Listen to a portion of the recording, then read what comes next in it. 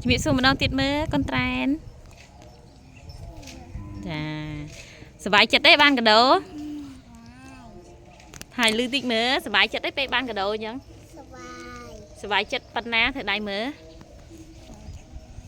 អើយសប្បាយចិត្តធំហ៎ឥឡូវជាងបើកកាដូ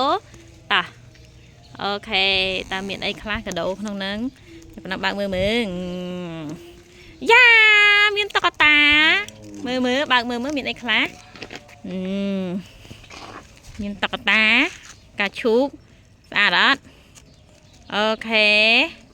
តុក្កតាទៀតអូ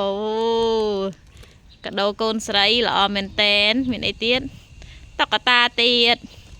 មកបើកកាដូ unboxing កាដូអូខេអូខ្សែហាត់ប្រាណហើយមានអីទៀត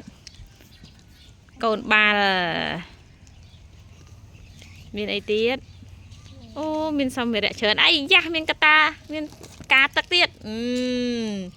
បតោងសោនៅប្រដាប់លេង